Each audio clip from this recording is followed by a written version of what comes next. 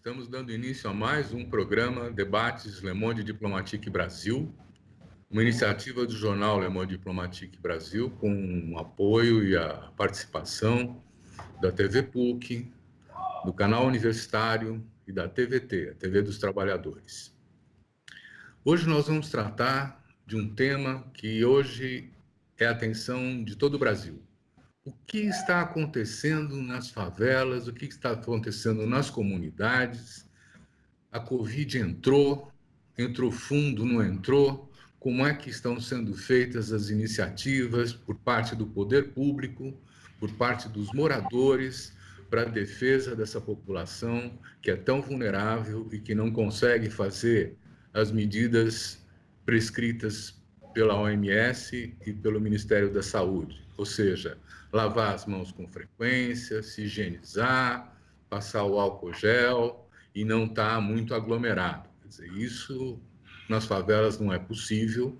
E nós vamos agora, então, discutir que medidas estão sendo tomadas de defesa da população contra a Covid na base da iniciativa dos seus próprios moradores. Há muita coisa importante acontecendo, né? E nós trouxemos aqui duas pessoas que estão envolvidas profundamente nesse nível de organização, na defesa de direitos e na defesa da saúde da população, que são a Cleide Alves, que é presidente da UNAS. A UNAS é a União dos Núcleos e Associações de Moradores de Heliópolis, em São Paulo. É a maior favela que temos em São Paulo e que tem um nível de organização que a Cleide vai nos contar depois. Muito obrigado, Cleide, por estar aqui com a gente. Obrigada pela oportunidade. Obrigada. Prazer. Também contamos com o Rodrigo Rafael. Ele é assistente social, é educador da FASE. A FASE é uma ONG das mais importantes do Brasil, que tem presença em vários estados, né? E ele é coordenador nacional do MTST. Está em Pernambuco, em Recife. Rodrigo, muito obrigado por estar com a gente aqui, para dar uma informação mais aberta, mais ampla, para toda a população que está querendo saber como é que estão os movimentos sociais se defendendo, como é que o MTST está se defendendo da Covid, e assim como a Cleide nos dá as experiências de Heliópolis. Bom, dito isso, então eu vou passar a palavra para a Cleide, para ela nos contar primeiro um pouco o que é a UNAS, porque afinal de contas a iniciativa vem daí, né? E depois como é que vocês estão em Heliópolis fazendo para fazer frente à Covid e às necessidades que o isolamento está demandando das pessoas. Por favor, Cleide, está com a palavra, diga lá. Bom dia a vocês, a todos vocês, todos que estão escutando, todas também que estão escutando. Obrigada pelo espaço. É muito fundamental esse espaço, porque nesse momento a gente se sente muito acolhida, a gente se sente muito querendo falar, né? Muito angustiada. Então, é muito fundamental esse espaço. Então, de antemão, eu agradeço muito esse espaço. E aí, o que eu queria dizer para vocês é o seguinte: a UNAS é uma organização que nasceu há 40 anos atrás, nos anos 80, e a nossa vontade sempre foi transformar Heliópolis num bairro educador. A gente aqui atua, na verdade a gente vive numa área que é uma área de prefeitura, não estamos legalizados ainda, mas aqui nesse longo desses 40 anos a gente vem lutando para o desenvolvimento local do nosso espaço, então lutando por urbanização, por rede de água, de esgoto. Hoje a gente tem uma população de 220 mil pessoas. O território aqui, grande parte do território, as casas são pequenas, a gente tem muita viela, mas tem água e luz e esgoto. Nós temos 90% da nossa área com esses, né, com tanto com água, luz, esgoto, como a infraestrutura. A gente aqui tem um trabalho, a UNAS, um trabalho com criança, com adolescente, com população vulnerável de toda a comunidade. Atendemos aqui 10 mil pessoas durante o dia. Temos atendimento com 4 mil crianças. E a gente aqui trabalha muito essa questão da gente se tornar um bairro, que é um bairro educador. Então, a gente nunca se conformou de ser um gueto. A gente sempre quis transformar, dialogar com o bairro, e poder utilizar toda a estrutura que o bairro também tem.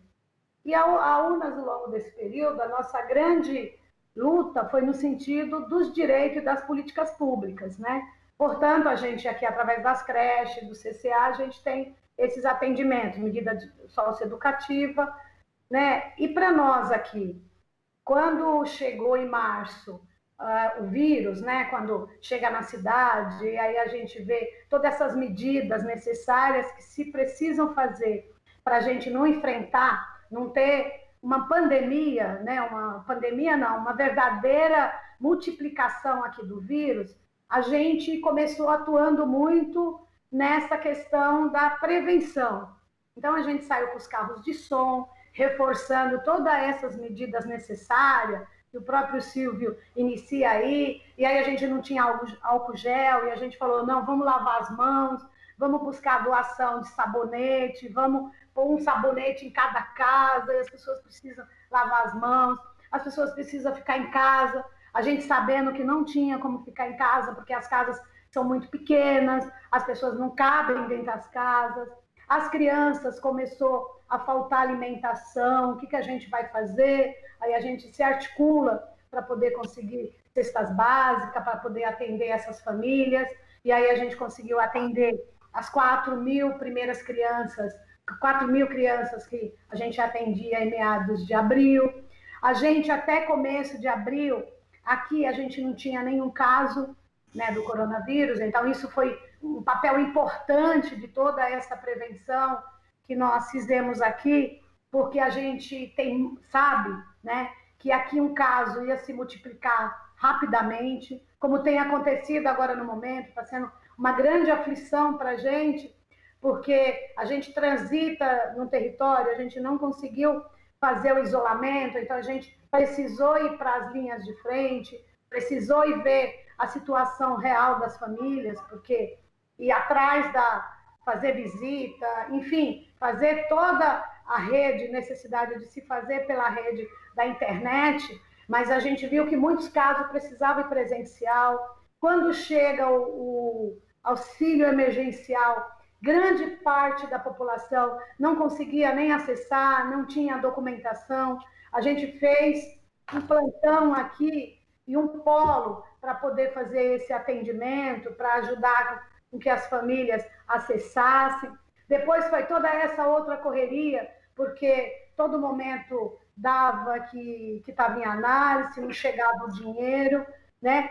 Mas, enfim, eu estou falando muito, mas para dizer o seguinte, as questões aqui, se a gente olhar o país, e aqui em Heliópolis a gente já estava com 20% de desempregados aqui. E a gente tem uma porcentagem, 40%, sobrevive da economia informal. Então a gente sentiu isso com muito impacto, foi muito impactante aqui para nós essa questão do coronavírus. Sem falar da necessidade do distanciamento e na necessidade de se ficar em casa, que a nossa população aqui fica muito difícil de fazer todos esses cuidados, né? Então, a gente foi buscando saídas possíveis, né, para a gente poder enfrentar esse vírus aqui na nossa comunidade. Hoje, como a gente está na situação, é uma situação que os casos estão se multiplicando rapidamente. O Sacomã, que é a nossa região de distrito, ele está com 59 mortes. A gente não tem especificamente dos órgãos, né, oficiais, que são os casos daqui, mas a gente tem certeza que a grande maioria aqui, porque a gente identifica esses casos aqui dentro, andando na rua, visitando, enfim, né? E isso tem nos trazido muita preocupação. E não sei se eu continuo, mas dizendo assim, do poder público, a gente vê as medidas muito demoradas, muito difíceis para chegar aqui, né? Muito distante. Mesmo o que comunica é muito distante da realidade aqui do local que a gente consegue cumprir, e a gente aqui, junto com a sociedade civil, porque aí muitos parceiros a gente, como sempre, esteve junto com a gente, a cidade, pessoas físicas, pessoas jurídicas. Então, a gente tem um grupo de pessoas muito importante que acredita das cidades solidárias, dos educadores, que acreditam nessa preocupação da população, né, no sentido da prevenção e no sentido do cuidado com o ser humano. A gente tem tido um apoio nessas doações e no apoio da gente conseguir ir enfrentando e minimizando, né, toda essa questão, né, toda essa pandemia e esses riscos de uma grande contaminação dessa população daqui. E do poder público, o que a gente, não sei se eu me estendo mais ou falo no outro momento. Não, você pode falar em outro momento, porque eu vou pedir para você também um detalhamento do que vocês estão fazendo. Se tem alguns números para dar, quer dizer, o que a UNAS acabou organizando, como foi organizado, se tem voluntários, que trabalho estão fazendo, mas isso é depois da gente ouvir o Rudy pela primeira vez, tá bom?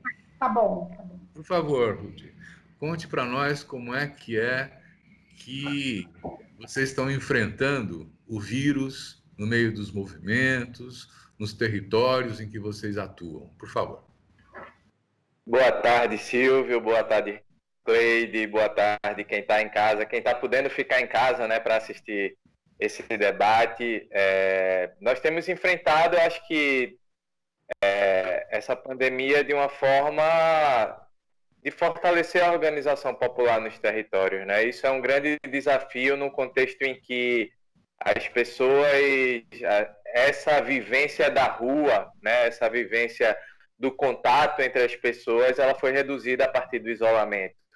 Então, a gente tem esse desafio hoje, não só para as periferias, mas é um desafio colocado para o mundo, né? De como a gente vai pensar as práticas de solidariedade num contexto em que o isolamento social é a principal medida de prevenção, né, do contágio, da pandemia. Acho que a gente tem se reinventado nesse processo. Acho que o que Cleide traz é muito importante, né, dessas iniciativas. O MTST, a gente, enquanto fase, também tem tentado desenvolver um conjunto de iniciativas e também denunciar como a desigualdade ela mata.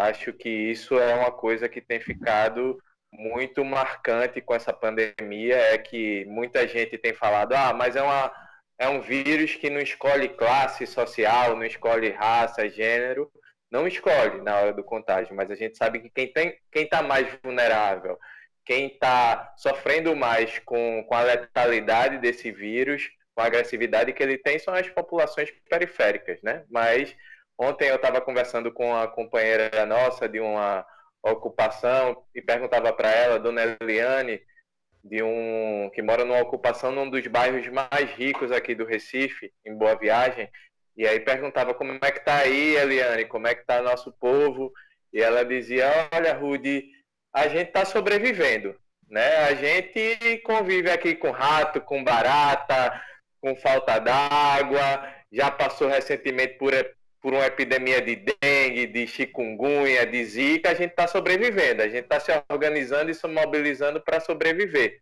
né? E a gente alguém está com febre, aí toma um chá, enfim, pega uma receita daqueles chás caseiros, toma, vai no posto, às vezes não é atendido. Então, lidar com a condição de precariedade que já é comum para essas pessoas, agora num grau muito maior de isolamento, e que a gente precisa entender que esse isolamento não pode ser um isolamento político, né? Eu acho que a grande questão é que como é que a gente trabalha numa perspectiva de manutenção do isolamento social sem aprofundar um contexto de isolamento político. Eu acho que a gente tem atuado muito a partir de uma série de iniciativas. Eu vou falar bem rapidamente sobre algumas, né? A gente tem um desafio, por exemplo, de atuar com orientação a essas famílias, né? A gente teve uma campanha muito grande de desinformação da população, não só por parte da presidência do país, mas por vários grupos que estão também nesses territórios,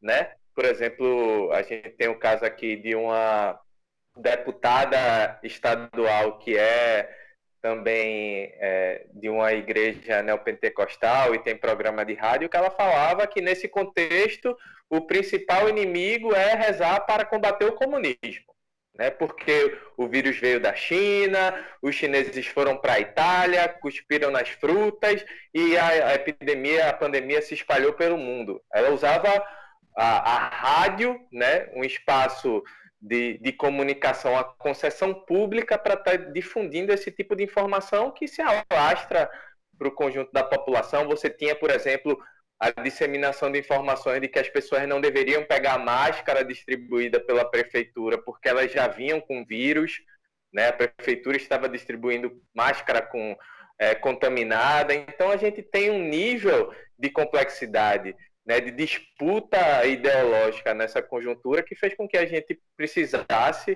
no fim das contas, usar essa rede também de solidariedade e de referência que a gente tem para levar informação para a população, porque muita gente estava aderindo a essa lógica. Não, os governos, por exemplo, aqui no caso do Nordeste, né, adotaram medidas de isolamento, inclusive se contrapondo ao governo federal, e aí sofreram muitos ataques, muita gente dizendo, querem implementar o terror, e enfim, não é uma gripezinha e tal, e a gente tinha que sensibilizar as pessoas e mostrar o que tinha acontecido no mundo, o que vinha acontecendo no Brasil, e o impacto que se poderia ter nas periferias, que está se confirmando, infelizmente. Então, desde o trabalho da informação, de levar a cesta básica, disso que o Cleide falou, de a gente tentar fazendo com que as pessoas acessassem auxílio emergencial, né, uma pauta importante que a gente sabe que é insuficiente, né, R$600 hoje para muitas famílias dá para pagar o aluguel e olhe lá, né, a gente sabe que é uma pauta que precisa avançar, mas que foi de fato um avanço do ponto de vista de política pública, de assistência, né? A gente teve iniciativas de fabricação de máscara, de distribuição de álcool em gel, de construção de plataformas políticas, né? Acho que a gente precisou trazer para a sociedade debates que estavam adormecidos, como, por exemplo, essa questão do acesso à água, né? O Recife, por exemplo, que é uma das capitais mais desiguais do Brasil, as pessoas não têm água na torneira, né? Esse é um debate que não aparecia, porque muita gente tem poço no seu condomínio, né? A gente tem uma PPP do saneamento aqui que beneficiou os bairros mais ricos, mas a gente tem gente que recebe água hoje na torneira, só vai receber daqui a 15 dias, e a gente serviu para também a gente debater essa condição das periferias urbanas, num contexto em que lavar as mãos era um ato de sobrevivência, né? De não ser contagiado pelo coronavírus. Então, tem uma série de iniciativas, acho que o Cleide vai voltar também para falar sobre isso, e a gente também vai batendo essa bola, que foram realizadas, né? A constituição de um fundo nacional, né? As campanhas de solidariedade, do ponto de vista nacional, a gente conseguiu aí atender a mais de 1.000 famílias com mais de 10 toneladas de alimentos sendo distribuídas nas periferias. Aqui a gente tem também uma campanha a partir da articulação Recife de Luta, que é uma articulação que a gente constrói aqui, que conseguiu também chegar a mais de 20 territórios na região metropolitana do Recife. Conseguimos atingir a marca essa semana de R$100 mil arrecadados, e a gente está mantendo essa dinâmica também de solidariedade, né, que tem que trabalhar na perspectiva emergencial, mas também tem que se converter em organização e pautas políticas concretas, né? Que a gente possa fortalecer a atuação do Estado na garantia de direitos, de serviços, de políticas públicas, num contexto não só emergencial, mas pós-coronavírus, né? Que cidade a gente vai ter pós-pandemia, né? Isso está em disputa e a gente precisa debater isso com profundidade. Muito bom. Cleide, conta para a gente, então, o que a UNAS anda fazendo, como é que vocês estão operando no dia a dia, que desafios vocês estão tendo? Então, eu estava falando, por exemplo, aqui eu costumo falar, eu acho que é uma coisa assim, a gente entregou já 8 mil cestas básicas aqui dentro, mas nós estamos falando de uma população de 220 mil. E quando eu falo desse número, a gente fala, poxa, é muito. Só que, de novo, eu quero dizer que o que a gente está fazendo é muito paliativo, né? é fundamental, é importante, a gente precisa fazer. Eu saio todos os dias, de manhã e à tarde, com carro de som, falando com a vinheta, direcionado à juventude, direcionado a toda a população dos cuidados que a gente precisa ter.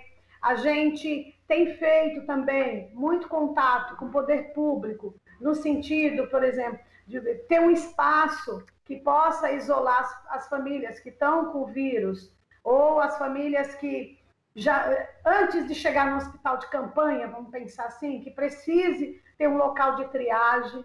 Isso está faltando aqui também no nosso local. O que eu estou querendo tocar é o seguinte, por exemplo, a gente tem aqui 10 mil máscaras por mês que a gente entrega aqui dentro. Então, o Heliópolis hoje, a gente tem 80% que já utilizam máscara assim, circulando na rua. Não é precisa entrar no comércio e vai pôr máscara. Não, já se movimentando aqui dentro, né? Mas todos esses números, quando a gente olha para uma população de 220 mil, e eu nem estou olhando para todas as demais periferias e favelas que nós temos em São Paulo, né? Essas coisas ainda são muito pequenas frente ao que a gente está falando de uma verdadeira guerra que a gente tem que travar a favor da vida. Porque essas 10 mil cestas que eu consegui chegar até agora, que é a UNAS, com essas parcerias da sociedade civil, porque aqui ainda não chegou às cestas do governo. Vamos pensar assim do que eu estou querendo dizer. O auxílio emergencial, ainda eu tenho 20% dessa população que foi prejudicada diretamente, que está naqueles critérios que ainda não receberam. Eu tenho tantas outras, dá para a gente imaginar. O pessoal que transporta, do transporte escolar, eles também já estão sem renda. Então, assim, do que eu quero dizer, da importância de uma política de Estado, de olhar o ser humano no sentido da vida. Então, aqui a gente pode bater várias ações que nós estamos fazendo, que ainda são pequenas diante do número, da necessidade que a gente precisa ter para poder manter as pessoas em casas. Porque R$600, claro, é fundamental, precisa vir. A gente sabe que não é o ideal. A gente sabe que com R$600 que dá para fazer. Mas, por exemplo, a gente também está na linha com o governo do estado e com o município para que tenha um vale de merenda, que vai de R$50 a R$105.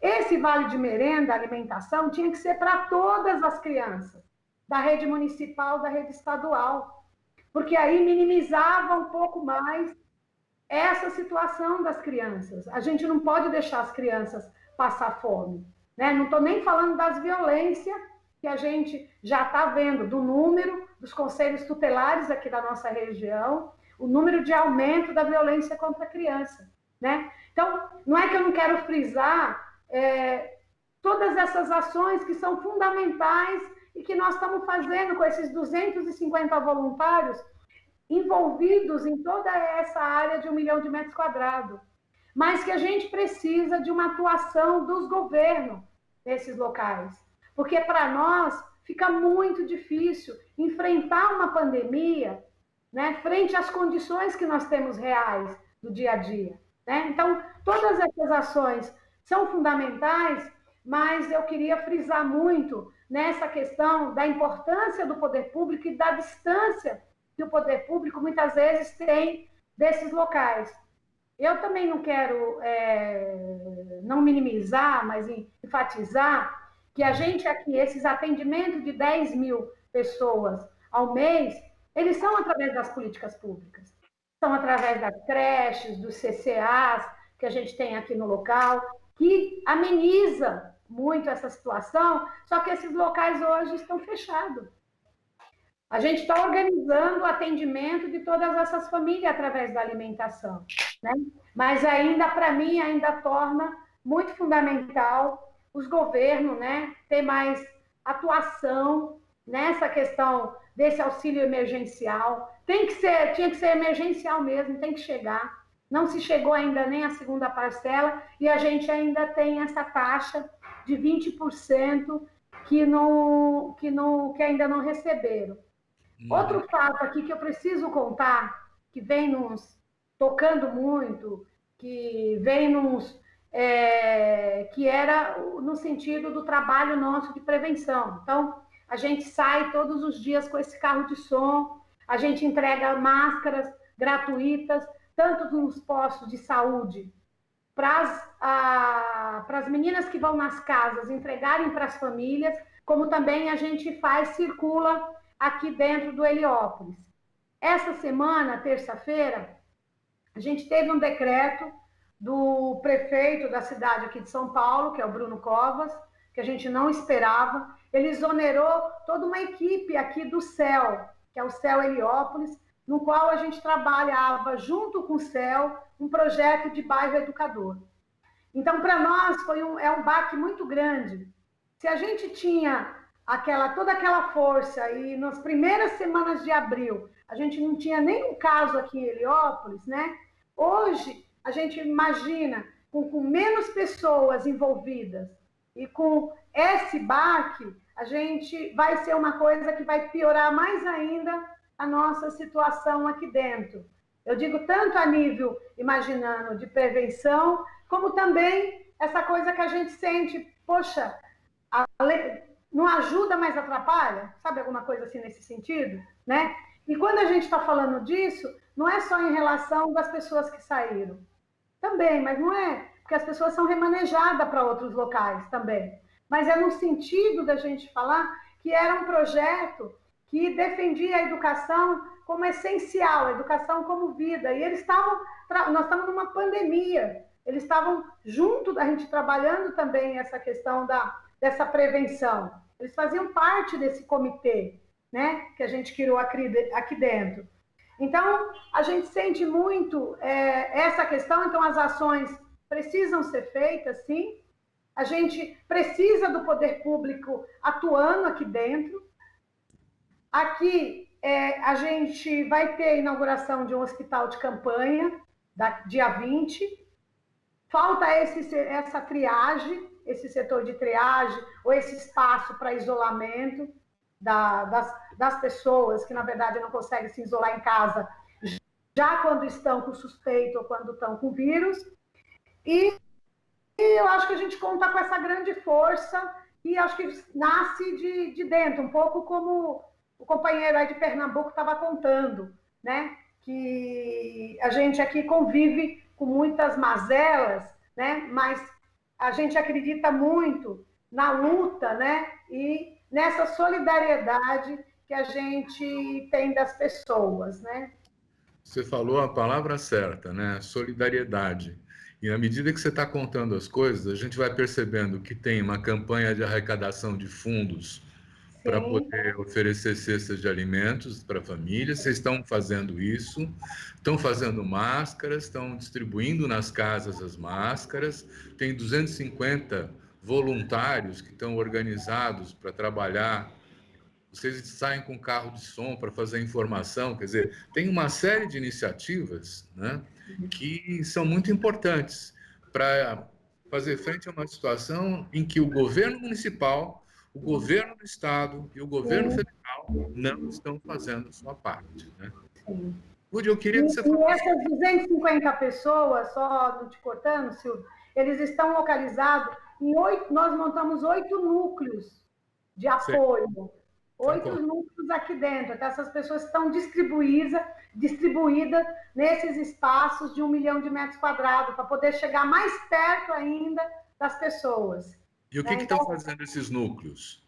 Então, esses núcleos que fazem a distribuição de cesta básica, eles fazem visita nas casas, nessas casas que eles localizam as pessoas que estão mais precisando, fora o atendimento que a gente tem com as pessoas que a gente já atendia, no CCA, nos projetos sociais todos nossos. Então, fora esse, a gente localiza dentro da comunidade, através de visitas, né, com toda a precaução, na questão do uso de máscara, todos esses cuidados a gente tem tido, né? Então, a gente faz essas visitas, e essas visitas a gente localiza essas famílias, e essas famílias a gente vai buscar doação, e aí a gente dá cestas básicas, cesta de higiene, cesta de material de limpeza, para garantir que não tenha fome, que a pessoa não passe fome e que a pessoa possa ficar dentro de casa para poder, né, enfrentar, vamos pensar assim, para que o vírus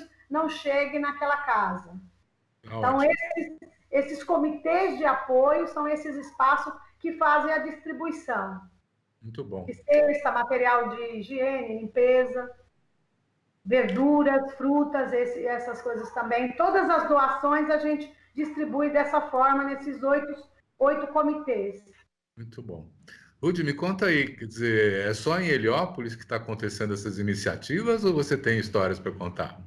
Não, a gente tem muita história para contar dessa uma metodologia, né, que é uma metodologia de formação e fortalecimento de redes, né, nas mais diversas áreas, desde de formação de redes, por exemplo, a gente fez uma campanha que era do motorista solidário, onde as pessoas poderiam se disponibilizar para rodar a cidade, levando doações, conseguindo fazer o deslocamento também das pessoas que precisam se deslocar nesse contexto e agora estão expostas a um contexto de transporte público que é de exposição muito grande ao contágio, né? A gente tem a formação de rede, por exemplo, uma experiência bem interessante aqui, que foi em Pernambuco, inclusive, que a gente criou um número do WhatsApp para uma campanha chamada Resiste Maria, né? A partir de um grupo de psicólogos, de advogados, de estudantes, se disponibilizava o número do WhatsApp para mulheres que estavam passando por processos de violência doméstica pudessem ter apoio psicológico, assessoria jurídica e também a gente tentar encaminhar essas mulheres a serviços de abrigamento em caso de vítimas de violência, né? Então, isso foi uma experiência que eu acho interessante e como é simbólica também, que nesse contexto tem feito brotar um conjunto de iniciativas que mostram essa necessidade de formação das redes, né? Redes que são de organização permanente. Então, se a gente tem hoje um contexto que é para enfrentar uma pandemia global, essas redes elas não podem se desarticular no pós, né? Porque delas surge um processo de organização que fortalece uma lógica de incidência política que a gente não vai poder abrir mão depois, né? Porque acho que é esse um saldo que a gente precisa ter, né? As redes que se formam, por exemplo, entre agricultores, familiares e as periferias urbanas, né? A gente teve no caso do Rio de Janeiro a experiência do MPA, do Movimento de Pequenos Agricultores e Agricultoras, com as ocupações urbanas, com o caso da Cozinha Solidária do MTST em São Gonçalo, né? De como isso, no fim das contas, fortalece o diálogo campo e cidade, de quem está produzindo e quem está precisando do alimento, né, que eu acho que debater politicamente a alimentação é também um saldo importante desse processo, né, de como a gente fala que a fome voltou ao país e que a gente está enfrentando essa fome com a organização popular a partir dessas redes, né. Debate sobre a economia popular também, que é um debate, eu acho que central hoje, se colocou muito essa falsa dicotomia entre a vida e a economia, não tem como pensar a sobrevivência dos CNPJs e da economia se a gente não garante as pessoas voltando ao trabalho. Isso foi o discurso da presidência, né, da República, e a gente conseguiu trabalhar numa perspectiva não só como o Cleide colocou, né, botar as nossas companheiras e companheiros para fabricar máscara, né, nesse contexto, mas também de como existe uma economia de bairro que a gente conseguiu potencializar. Por exemplo, grande parte das campanhas de arrecadação tinham como objetivo fazer com que os fornecedores de alimentos fossem os mercadinhos locais, os mercadinhos de bairro, porque esse dinheiro ele passa a circular, né? Ele emprega a pessoa ali do bairro, ele vai circular na comunidade. Então, trabalhar nessa perspectiva que nesse momento, ao invés de estar fortalecendo os grandes atacadistas, né, as grandes redes de supermercado, vamos fortalecer o negócio local. Acho que isso foi um processo bem interessante também. Enfim, outras iniciativas, a gente criou o SOS Corona, né, pelo MTST, que era justamente o número do WhatsApp onde as pessoas que queriam, por exemplo, apoiar as comunidades se conectavam com as pessoas que estavam precisando de ajuda, e a gente ia formando essas redes, né? Uma série de inovações que a gente foi, de alguma forma, obrigado a pensar, mas que eu acho que é um dos elementos das organizações populares, né? Essa inteligência criativa é algo que nos move no cotidiano, a gente precisa estar dando uma nova resposta a cada dia. Por exemplo, a gente tinha uma creche funcionando numa das nossas ocupações aqui, a creche precisou ser fechada nesse contexto, né? A gente poderia estar aglomerando crianças e aí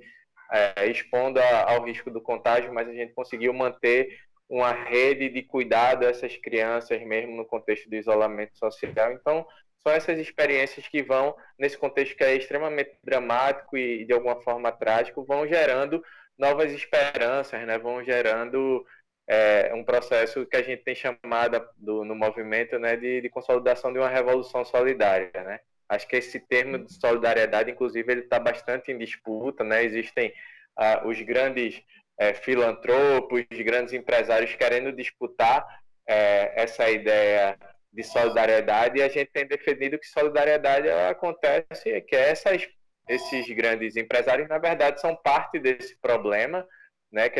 Dessa crise que vem se aprofundando com o coronavírus, e a gente entende que a partir da organização popular, a partir dessa solidariedade de classe, essa solidariedade entre as mulheres, da população negra, desses sujeitos que vão sendo mais impactados pela pandemia, que a gente vai conseguir fazer com que se fortaleçam essas redes, essa solidariedade substantiva, né? Uma solidariedade que está relacionada com a ideia de direitos, de políticas públicas, de garantia dos comuns e de necessidades básicas da população. Eu queria trazer para vocês essa relação de solidariedade dos territórios em que vocês atuam com os demais territórios, que é uma formação de redes, né? Eu tive notícia de que no final do ano passado foi formado o G10 das favelas, né? Cleide, você tem uma... Você pode contar para a gente em que a UNAS está se relacionando fora de Heliópolis para poder potenciar essa capacidade de trabalho? E o que é esse G10 das favelas?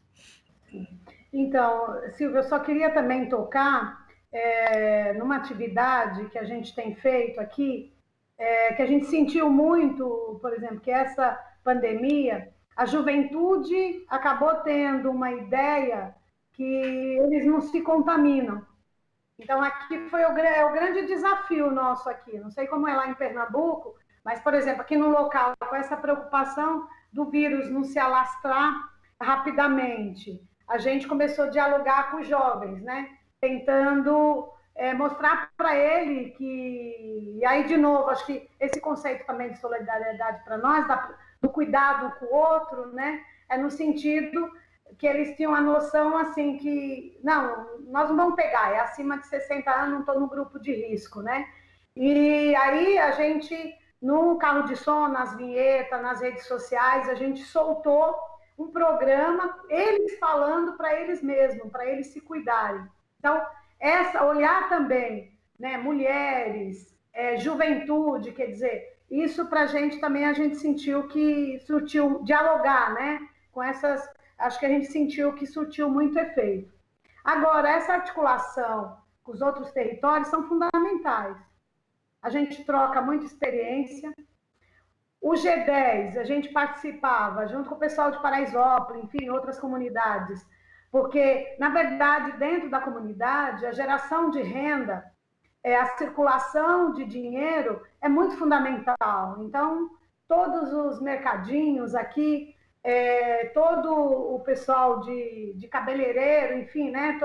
Então, gera-se uma renda significante, que é como as pessoas sobrevivem aqui dentro, né? Então, as favelas hoje, pegando aqui Heliópolis, tal, e indo para Isópolis, o G10, como a gente levantou, era no sentido do tanto que circula a economia, e a gente precisa ser visto também como alguém que tem que optar na distribuição de recursos da cidade, na distribuição das políticas públicas, né? No atendimento, né? Então, a ideia central da participação quando a gente fala de quanto que circula na questão de dinheiro, é essa ideia, é mostrar para o poder público, mostrar que a gente gera renda, que a gente paga imposto. Portanto, tem que ser voltado esse valor em forma de políticas públicas, em forma de atendimento, para inclusão, diminuição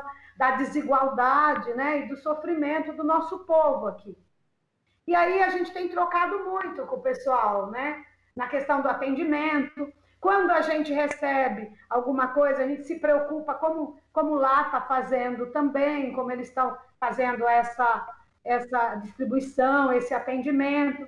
Por exemplo, lá no Paraisópolis, eu vejo que eles estão mais avançados com essa questão da saúde. Eles não esperaram o poder público e fazer o hospital de campanha, quer dizer, enfim, articulando, mas eles tomaram a frente dessa questão da questão da saúde, eles tiveram condição. Mas o que eu acho importante essa contribuição é no sentido da gente se articular na questão da defesa dos direitos e na questão das políticas públicas e diminuir, né, essa questão da desigualdade em relação o que é eu tá com vírus, né? Quando eu estou fora de Heliópolis e quando eu estou aqui dentro de Heliópolis, né? Essa forma de enfrentamento que eu tenho, as condições, né, reais, financeiras, né, que eu tenho para poder dar conta, né? Porque assim, entende-se, aqui de início o que a gente imaginou? A gente começa a distribuição das cestas, o poder público entra com a questão da higienização, entra preocupado em olhar do isolamento com essas pessoas que estão contaminadas e não tem um local para ficar. Mas isso a gente não quer que seja feito também de uma forma de exclusão, tipo, você está com uma doença contaminada. Não é dessa forma também que a gente quer que seja feito, né? Então, para mim, essa articulação geral das favelas, ela dá conta disso, é essa solidariedade no sentido de como está lá. Então, teve coisa que a gente recebeu de lá, que eles receberam muito de doação, veio para cá, mas fundamentalmente é a gente mostrar que aqui tem um capital também financeiro e que esse capital financeiro ele tem que ser utilizado de uma forma que ele volte como imposto para dentro das comunidades. E que a gente precisa ser visto, né, visto todas as periferias e as favelas, né, como algo importante, né, de ser humano, na questão do ser humano, de importância nessa distribuição de recurso. Né? Então, eu vejo um absurdo, por exemplo, no nosso país não ter uma renda mínima para todos os moradores. Né? Então, a questão da taxação, vamos pensar das grandes riquezas. Né? A gente pode falar, não, é necessário isso, é para a inclusão, é para eu poder competir com o mesmo grau de direito do outro. Né? Então, o G10 nasce com essa minha participação lá, com essa ideia, da gente visibilizar toda essa economia, todos esses recursos financeiros, sociais, políticos que a gente tem nesses espaços, da visibilidade. Muito bom. Rudy, como que a gente faz para lutar por direitos quando a gente está obrigado a fazer o confinamento, hein? Pois é um desafio. Eu queria... Pressiona os diferentes níveis de governo.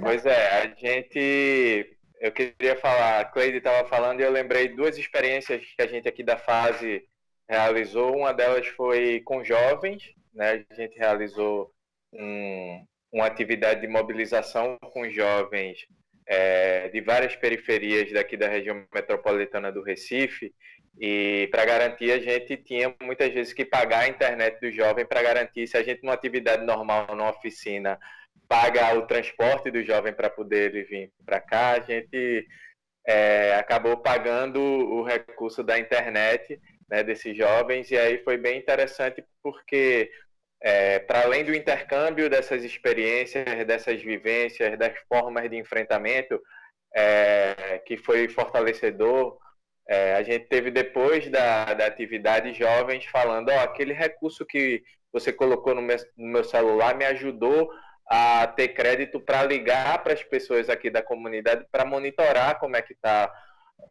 a questão do coronavírus, o avanço do coronavírus, né? Então, quando a gente fala, né, desse acesso à comunicação também, como a gente muitas vezes ataca uma questão e não tem a dimensão da importância que isso tem no geral, né? Outra coisa foi, a gente fez uma atividade com comunidades e organizações e um dos objetivos era, como é que vocês estão se organizando para enfrentar? Foram comunidades que foram apoiadas por uma campanha de mobilização de kits, de cestas básicas. A gente disse, como é que, fora as cestas básicas, o que é que vocês estão fazendo? Então, foram mais de 20 comunidades e organizações participando desse espaço virtual também, que a gente conseguiu contribuir para que o pessoal tivesse acesso a não só a internet, mas a própria ferramenta, né? Muitas vezes as pessoas não têm no seu computador, no seu celular, a ferramenta. A gente dá meio que uma formaçãozinha rápida para as pessoas aprenderem a utilizar essas ferramentas. E aí começaram a surgir, a gente botou faixa, a gente rodou com bicicleta de som, a gente fez monitoramento em cada uma das casas, se havia casos, se havia suspeita, e aí fez um censo comunitário dos casos, né? Enfim, foram várias experiências que foram sendo trocadas nesse espaço e a gente disse, que bom a gente ter esse elemento da troca de experiências, mas o que é que a gente vai reivindicar junto? Né? A gente construiu um documento que virou uma plataforma de reivindicação aos governos locais, né, os municipais e estaduais, né? E também, por exemplo, a experiência hoje da Frente Povo Sem Medo e da Brasil Popular, que construíram a plataforma de um plano emergencial, né, também de cobrar um conjunto de iniciativas. Então, acho que tem várias iniciativas surgindo em relação a isso. Não só, também tem a campanha pela taxação das grandes fortunas. Essa semana teve o lançamento do manifesto Leito para Todos, né, para a construção de uma fila única em relação aos leitos de UTI. Eu acho que tem um conjunto de iniciativas que estão surgindo nesse contexto, que é isso que Cleide falou, de tipo, não tem como agora pensar que a gente vai voltar atrás em relação a um processo de renda básica, por exemplo. Isso é um avanço civilizatório democrático da sociedade brasileira que a gente não pode mais abrir mão. A gente sabe que o orçamento público comporta esse tipo de gasto, né? Foi lançado um pacote de 1 trilhão aí para salvar os grandes empresários, bancos, e por que não tem um pacote permanente de salvamento e de garantia de mínimos sociais para a população que precisa, né, que é mais impactada pelo contexto das desigualdades no Brasil. Então, acho que dessa forma de criando novas redes, fortalecendo as já existentes, né, porque também não precisa ir na grande ideia de que a gente tem que estar inventando a roda. Não, existem vários espaços de articulação que se fortaleceram. Acho que tem o G10 das favelas, mas tem várias outras articulações que se potencializaram nesse contexto, e eu acho que a gente precisa visibilizar isso. A gente muitas vezes tem uma capacidade muito baixa de fazer propaganda das coisas boas que a gente faz, e eu acho que a gente tem que usar esse momento também para mostrar que a gente sabe fazer mais, melhor, de forma diferente, com uma lógica de cuidado, de solidariedade, que é transformadora da vida das pessoas, de fato, que salva vidas, né? Enquanto a gente tem um presidente que está atuando de forma genocida, a gente está salvando vidas todos os dias e a gente precisa dizer isso para as pessoas. Então, olha, é rápido, né? Nós estamos quase ao final do nosso programa, já tendo passado quase 1 hora. Eu queria pedir a cada um de vocês que nos dissesse, assim, hoje, quais são os principais desafios que vocês veem para tocar esse mês, o mês que vem, numa situação que tende a piorar do coronavírus, né? Leide, você quer começar? São 2 minutos para cada um. Então, quando entrou essa questão da internet, quer dizer, nós vamos ter que aprender, porque é bem verdade isso. Eu acho que é trocar a roda, como sempre a gente faz, com o carro andando. Eu não vou ser repetitiva, mas aqui a gente tem uma grande dificuldade com a internet. dos espaços que a gente está acompanhando, com contação de história, com contato com a família, o que o pessoal tem no WhatsApp, que é aqueles pacotes mínimos que a gente tem. Então, a gente vai ter que se reinventar nisso. Por exemplo, para mim é uma dificuldade grande, porque eu sou daquela que eu gosto de olhar nos olhos das pessoas, né? Então, pela internet é meio estranho ainda está estranho. Então, a gente está aprendendo. Os desafios são enormes, né? Eu costumo dizer, né, e nós estamos aqui tocando a vida, né, indo atrás, acho que a gente não pode perder a esperança, mas a vida não vai estar fácil, não. Aqui o desafio hoje que eu coloco é a gente não perder tantas vidas. Eu vejo muito isso, a gente não morrer. Na verdade, eu levanto todo dia agradecendo por estar viva, para a gente ter uma ideia como que está. Então, assim, talvez eu não seja do que eu estou entendendo, a gente vai ter que reaprender como agora a gente se encontrar. Num ato que a gente foi fazer, como que a gente faz o ato? A gente é acostumado a ir para a rua, não vai ter mais como ir para a rua. A utilizar máscara, que é difícil também para a gente, o tempo todo está de máscara. Então, eu vejo uma realidade, né, o governo federal muito desanimador, um fascista, que fala só de morte, enquanto a gente está lutando pela vida todos os dias. Né? Então, sinceramente, do que eu vejo, do que eu estou sentindo, é uma verdadeira luta pela vida. Né? E a gente tem eleições por aí, que a gente muitas vezes eu acho que nem vai ter, mas tem eleições por aí. Minha perspectiva é que a gente consiga eleger pessoas preocupadas com outras pessoas, com a humanidade. E que a gente tome muito cuidado para a gente não cair na ditadura. Então, é verdadeiramente uma disputa pela vida da humanidade, pela humanidade. É nesse projeto assim que eu estou enxergando. Assim. Muito bom, obrigado. Rudy, suas palavras. Eu concordo muito com o Cleide, eu acho que a gente tem o desafio da defesa da vida e da democracia. Acho que o mês de maio, esses próximos meses vão ser determinantes em relação a isso. Ainda mais quando a gente vê que o processo de isolamento social no Brasil está cada vez mais frouxo, né? A gente teve um pico ali no mês de abril, março, abril, de garantia desse isolamento, as pessoas estavam sensibilizadas em relação a isso e, enfim, acho que a gente tem um consenso de que as pessoas não aguentam mais ficar em casa, mas é importante convencê-las de que é importante ficar em casa e não só convencê-las, mas garantir que elas possam ficar em casa.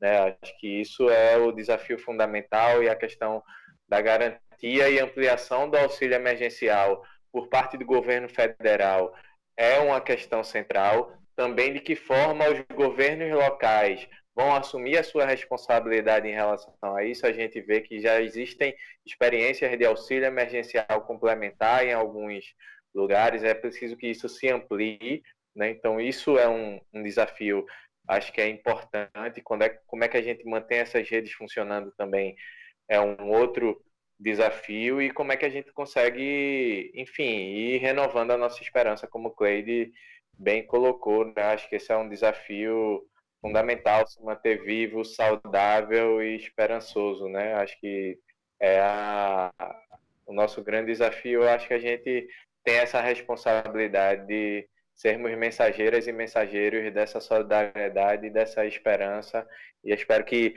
o debate de hoje sirva para isso. Também queria parabenizar todas e todos os assistentes sociais pelo dia de hoje. Eu sou assistente social, 15 de maio é dia da assistente social e do assistente social. Hoje a gente também está tomando posse aqui no Conselho Regional de Serviço Social, então dá um grande abraço para essa categoria que é fundamental nas políticas públicas, né? Sem o serviço social, a gente não poderia pensar a política de saúde, a política de assistência e tantas outras políticas.